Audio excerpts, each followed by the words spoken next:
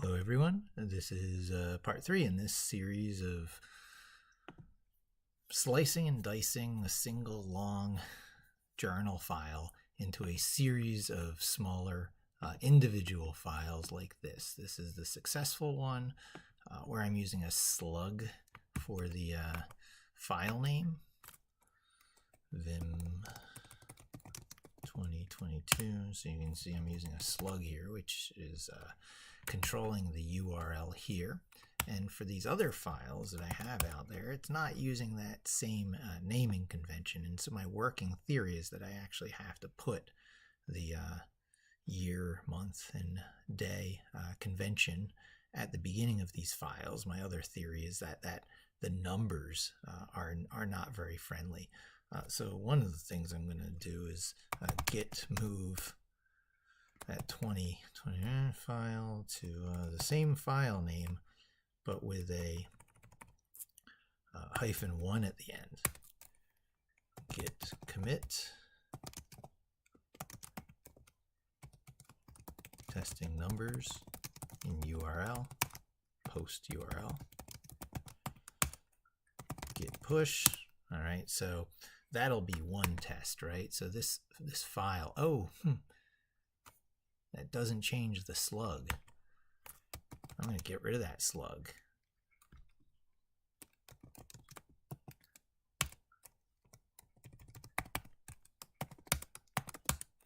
Git commit.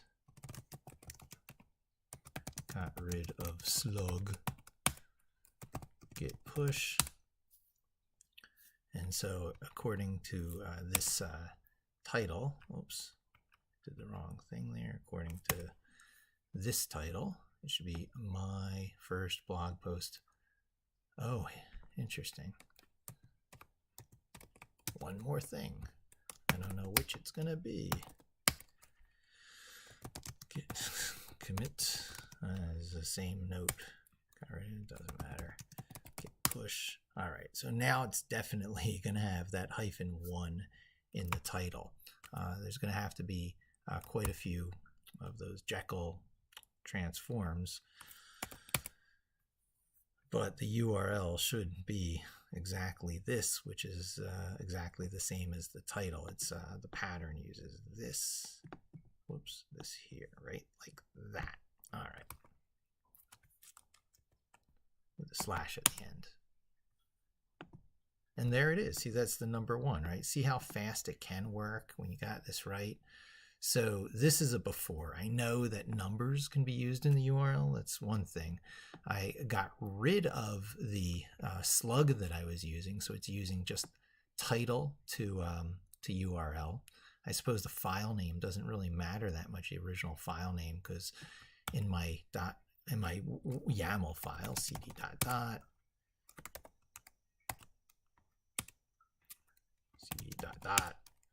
vim config.yaml.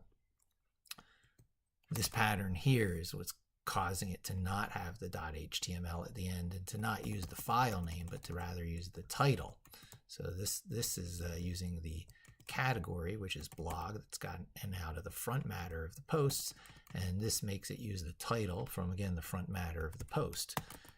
So I was able to pull that up successfully. This sets the stage for making sure that these other ones will work correctly. And if I look at some of those other ones, cd back into the _posts directory, do an ls, vim testing 1.md, I can see that it should be post #1, right? Post -number -1. But it's not going to be. I know that pretty well from my previous experiments. And my theory is that I need the date and time format at the beginning of the original file for it to convert anything that's located in that _posts directory. In this directory, it's got to follow the same naming convention. So that's not too hard to do, the same places I output these files. So I'm going to remove testing everything, remove 0, everything, everything, but not to everything. Remove 2 dot, I need to do it exactly. Remove 3 dot 3 everything, and remove 4 everything. So that's a clean directory now, right? It's only got my original sample file in there. And now we're gonna do file names in this place here where I haven't really focused on file names before.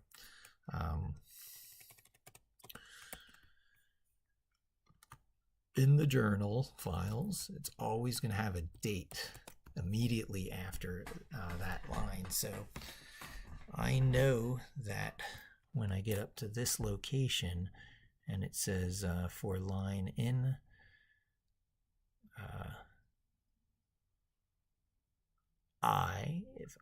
if not I plus. Yeah, so, okay, if slicer, if line equals slicer, I know the following line on the following loop is going to be the date. That's really interesting. So if line equals slicer, we're going to say use next equals true. I hate this kind of stuff, but you know, when you're parsing text files, sometimes you gotta use these kinds of approaches. So we really should initialize that as use next equals false. All right, let's say date next to be very explicit. Date next. Date next equals false, right? Date next equals true. So it's not going to be in line equals, if line equals slicer, right? But it's going to do all that output stuff when it encounters a slicer line. But on the next go around, it needs to be above where it gets set, right? So it goes something like if date next, colon, date equal a date equals line, and then date next equals false again.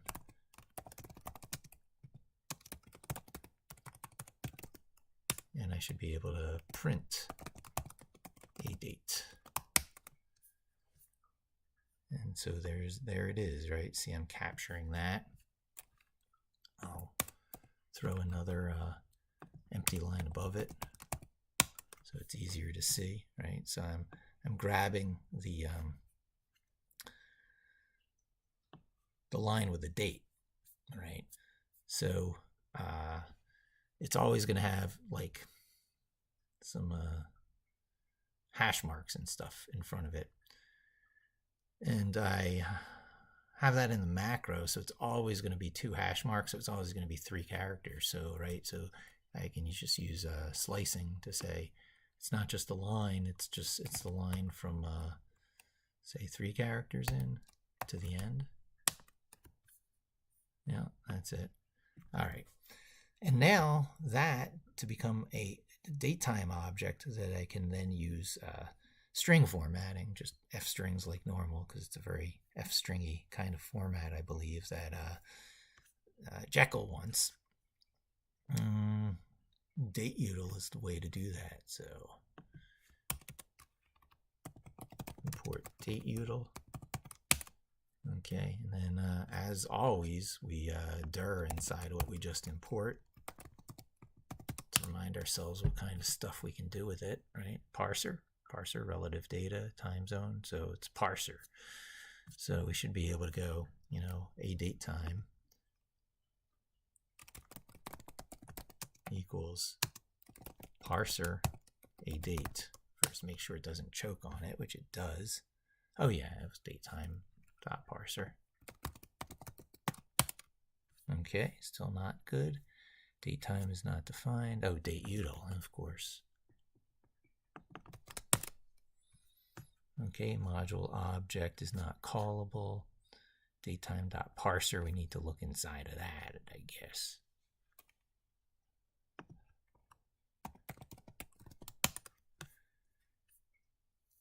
Parser dot parser. Blah, blah, blah, blah.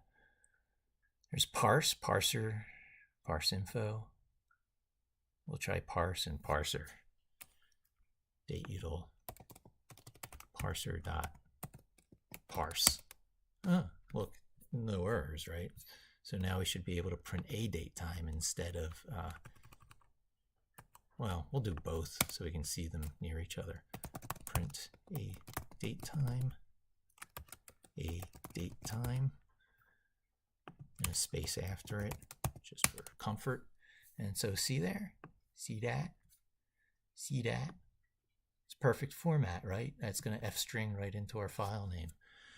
So now we got to deal with file names, and we do all that blanking and stuff right at the same spot here. Just like all this stuff is blanked. This is where the file name is going to be used because this is where it's needed right here. So file name equals f-string a date time, and all this testing stuff is going to go here instead.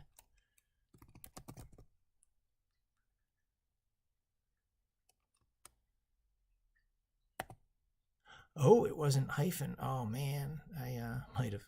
Oh yeah, well it uses the title anyway. So, so I got to put that into the title. File name is going to go into the title as well. Is that true? No, it just needs to be the file name for the date time in there. Testing, and then the counter. That's fine. Okay, and then I'll just put the MD over here just for completeness. And now, I guess we want to really be complete. So we put this stuff here as well. And now we're opening just plain old file name. We want that right. So file name, we're going to print file name so you can see that. It should also output those file names over here as well. I kind of littered up the directory again. But I littered up the directory with this stuff, but I can remove, test, everything, right? And so now it's clean again, jiggity jig. File name, print file name. Am I getting those files? Oh yeah, there's an error here. Okay. Invalid argument dot slash posts. Oh yeah, okay. F-string didn't quite do it, did it?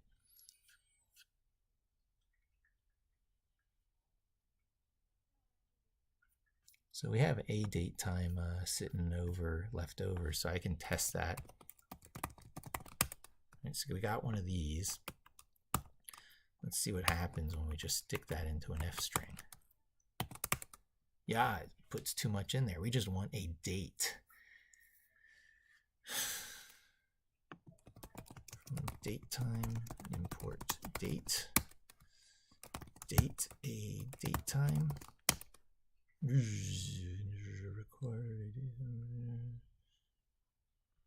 Okay.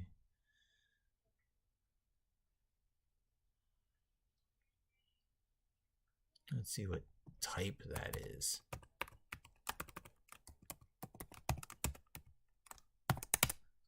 Yeah, it's a datetime dot datetime.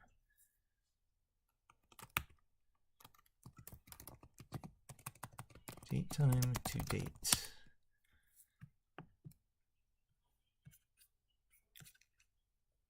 Oh, dot date. There's a date method of it.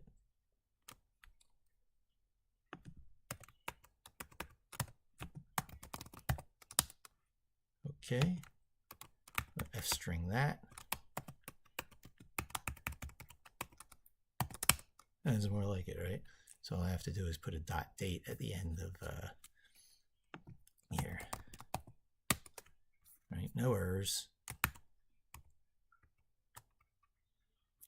And there's all our files using the correct naming convention. And I will very easily be able to pull those up. I want to look inside of one of them there. And it's going to be tough to type them all like the way I did before. Oh, look. Oh, there's an O2 in there. Oh, yeah, right, because that was done before. That's so interesting.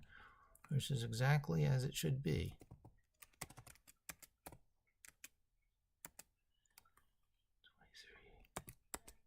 Testing. Not as easy to type as it used to be. but there's a post number 3. So it's going to be post hyphen number hyphen 3 with the uppercase P and N.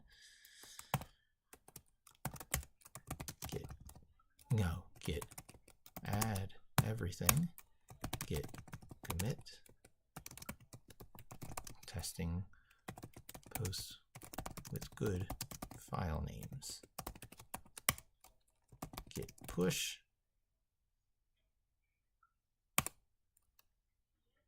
all right, so Jekyll's doing its thing, churn, churn, churn, and that, I'm going to check the good one here. That's not the good one anymore. I had that here somewhere.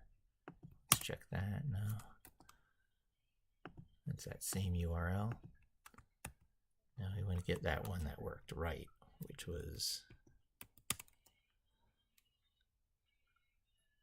this one here.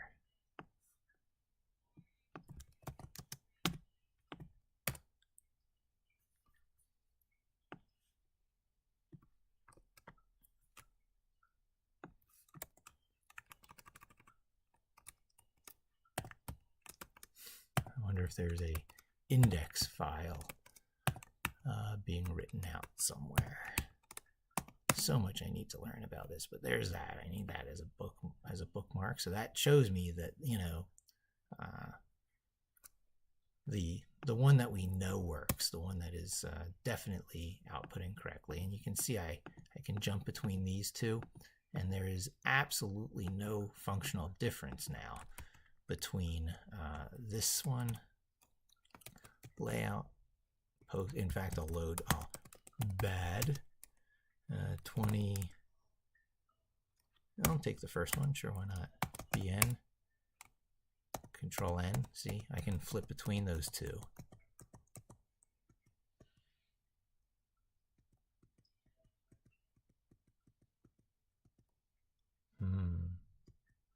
Having a space. Oh, there's lots of front matter plugged into post number 1. Hello world, there's too much in there. That is going to generate an error. I'm adding the front matter too much. I'm adding the front matter on too many loops. That definitely is a problem. All right, so Control next, bdel, have this one loaded. Every time we do Control E, it'll reload it, so I don't have to reload those file names. So now, I am being requested to deliver the kitty to the phone call upstairs and soda. So I shall do that, and we will do another part in this because I need to look over this code carefully to make sure it's doing what I expect. Thanks for joining me. Hope we'll see you again soon, and don't forget to subscribe.